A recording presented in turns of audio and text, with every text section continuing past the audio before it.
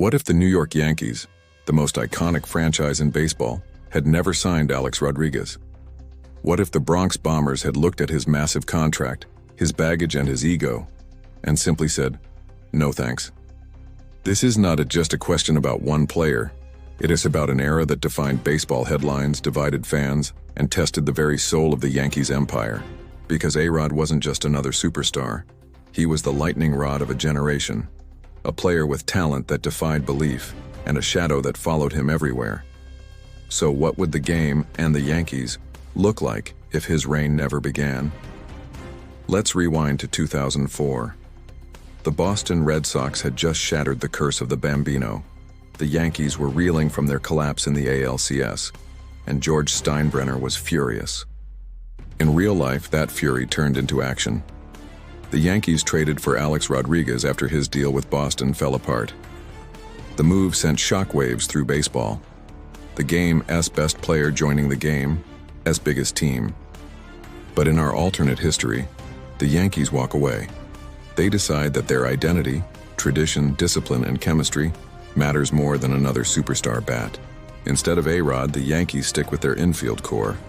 Derek Jeter at shortstop, Aaron Boone at third, and a lineup powered by leadership rather than headlines. Boone, fresh off his 2003 ALCS heroics, never suffers that off-season injury that opened the door for Rodriguez in real life. The chemistry between Jeter, Posada, Bernie Williams, and Rivera stays pure. No ego battles, no media storms, no endless tabloid chaos. The Yankees enter 2004 not as a soap opera, but as a focused unit. Without ARod's towering presence, the Yankees' offense takes a step back statistically, but their clubhouse culture strengthens. Torre's steady hand keeps the team united, and the focus stays on the field. The Red Sox still rise in 2004. That comeback still happens, but the aftermath is different. Without ARod's contract weighing them down, the Yankees have financial flexibility to rebuild smarter. By 2005, they invest in pitching, signing depth instead of chasing stars. Maybe they even go harder after players like Carlos Beltran or Johan Santana in later years. The Bronx Zoo atmosphere never returns. The Yankees become less flashy, but more resilient. Now what happens to Alex Rodriguez himself? Without the Yankees, his career arc shifts dramatically. The Texas Rangers, struggling under his $252 million deal, still want out, but instead of New York, he lands in Anaheim with the Angels or possibly the Dodgers, teams that could use his bat, but don't have the same tabloid intensity.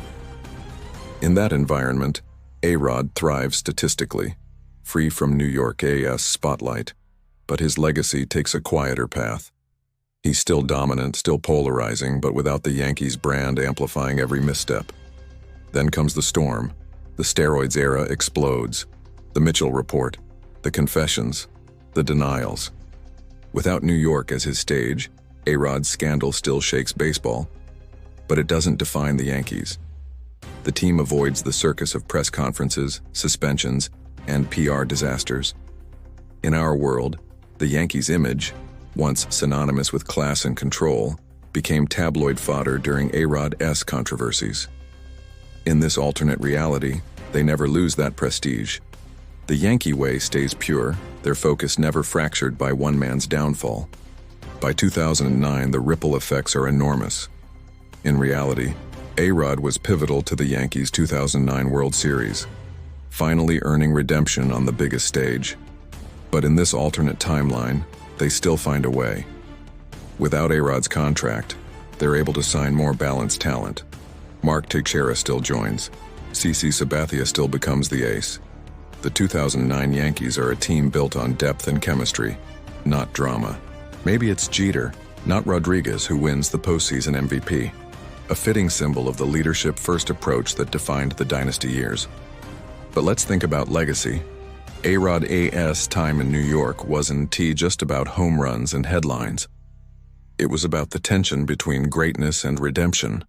Without him, Jeter's leadership becomes even more mythic. There's no rivalry in the clubhouse, no questions about who's the captain.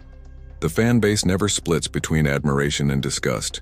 The Yankees stay a model of consistency, not controversy. And when Jeter retires, his era feels uninterrupted, the clean continuation of Mantle, Munson, and Rivera. Meanwhile, Alex Rodriguez, far from the pinstripes, ends his career differently. Without the 2009 title, his career lacks that crowning moment. He finishes with staggering numbers but no ring, the best player never to win it all. The narrative around him becomes one of wasted potential rather than redemption. His Hall of Fame case remains doomed, his reputation never softened by a championship glow. And the Yankees? They never have to justify his presence. No scandals, no public feuds, no redemption arc. Just the continuation of their dynasty's disciplined identity. Now, let's zoom out to the bigger picture, baseball itself. Without the Yankees-ARod marriage, the media landscape of the 2000s looks different. There's no constant stream of headlines about contracts, relationships, or controversies. The focus shifts back to the field, to underdogs like the Tampa Bay Rays, to small market heroes like Albert Pujols in St. Louis. The steroid narrative still burns, but it's not centered in the Bronx. Baseball's moral debate feels less personal, less tied to one superstar's downfall. And here's the wildest ripple. Without ARod's massive contract and public battles, the Yankees' future spending culture changes. They avoid the decade-long cycles of overpaying and rebuilding. By the 2010s, they're leaner, younger, and more patient. Players like Robinson Cano and Brett Gardner become long-term leaders instead of trade bait. The post-Jeter Yankees evolve into a modern dynasty earlier, blending analytics with tradition. The evil empire reputation fades, replaced by respect for sustainability and discipline. But what about the fans? For all his controversy, ARod brought electricity, that mix of booze and awe that only a true superstar could command. Without him, maybe Yankee Stadium loses some of its theatrical drama. No towering home runs into Monument Park, no icy stares from the dugout, no redemption story to fuel debates for decades. But maybe, just maybe, that's a good thing. Maybe baseball doesn't need its heroes to fall and rise again. Maybe the purity of the game, the quiet dominance of players like Jeter, Rivera, and Posada is enough. In the end, if the Yankees had shunned Alex Rodriguez, baseball history would feel cleaner, less cinematic but more dignified. The Yankees would remain the model of class, not controversy. The team-first ethos would never crack under the weight of one man's spotlight. And for Alex Rodriguez himself, his legend might be smaller, but his fall less spectacular. No redemption arcs, no nightly drama, just baseball. Because sometimes, greatness isn't about chasing every superstar. It's about knowing when to say no.